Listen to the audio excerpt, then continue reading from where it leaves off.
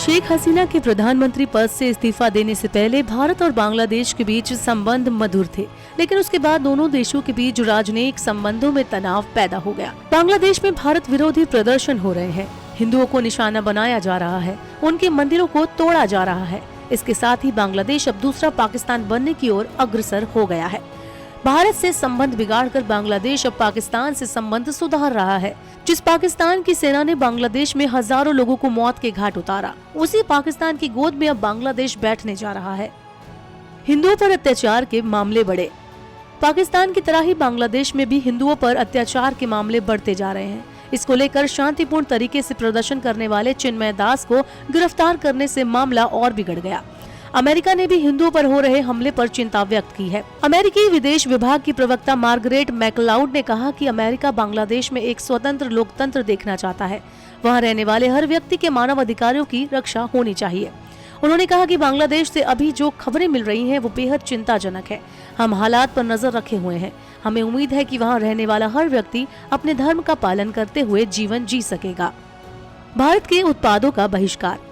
बांग्लादेश ने पाकिस्तान से बड़ी डील की है। वो पाकिस्तान से 25,000 टन चीनी खरीद रहा है। अगले महीने कराची बंदरगाह से चीनी की खेप चटगांव पहुंचेगी। ऐसा पहली बार है जब बांग्लादेश ने पाकिस्तान से इतनी बड़ी डील की है। बांग्लादेश में भारत के उत्पादों का बहिष्कार करने की मांग की जा रही है। बांग्लादेश नेशनलिस्ट पार्टी यानी बीएनपी के वरिष्ठ संयुक्त महासचिव रूहुल कबीर रिजवी भी भारतीय उत्पादों के बहिष्कार में शामिल हुए। उन्होंने राजधानी ढाका में अपनी पत्नी की भारतीय साड़ी को जला दिया।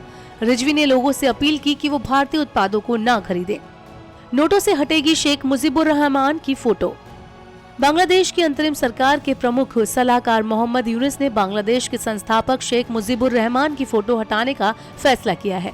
वहां के बैंकों में नए नोट भी छापे जा रहे हैं, जिसमें छात्र आंदोलन की झलक दिखाई देगी, जिसके चलते शेख हसीना को पीएम पद से इस्तीफा देना पड़ा था। बैंक 20, 100, 500 और 1000 रुपए के नोटों की छपाई कर रहे हैं। इन नोटों में धार्मिक संरचनाएं, बंगाली परंपराएं और जुलाई में हुए आंदोलन के दौरान बनाए गए ग्राफिटी को शामिल किया जाएगा। ये नोट अगले 6 महीने के अंदर जारी किए जा सकते हैं। प्रदर्शन के दौरान मुजीबुर रहमान की प्रतिमाओं को प्रदर्शनकारियों ने तोड़ दिया था। बंगाल और त्रिपुरा से वापस बुलाए गए डिप्लोमेट्स। बंगाल ने भारत में अपने 2 डिप्लोमेट्स वापस बुला लिए हैं। बांग्लादेश के विदेश मंत्रालय के मुताबिक बंगाल और त्रिपुरा से ये राजनयिक वापस बुलाए गए हैं। हाल ही में त्रिपुरा की राजधानी अगरतला में बांग्लादेश के राजनयिक मिशन में तोड़फोड़ की गई थी। इस मामले में 7 लोगों को गिरफ्तार किया गया था।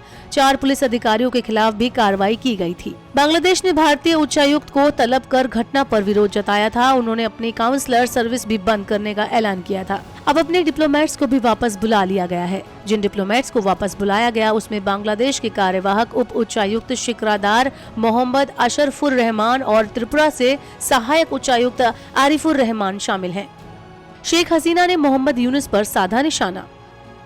बांग्लादेश की पूर्व प्रधानमंत्री शेख हसीना ने मोहम्मद यूनुस पर नरसंहार करने और अल्पसंख्यकों की रक्षा करने में नाकाम रहने का आरोप लगाया। उन्होंने कहा कि 5 अगस्त को मेरी और बहन शेख रेहाना की हत्या की साजिश ठीक उसी तरह रची गई जैसे मेरे पिता शेख मुजीबुर रहमान को 1975 में मारा गया था। यूनुस सत्ता के भूखे हैं, इसलिए वो पूजा स्थलों को हमलों से नहीं बचा पा रहे।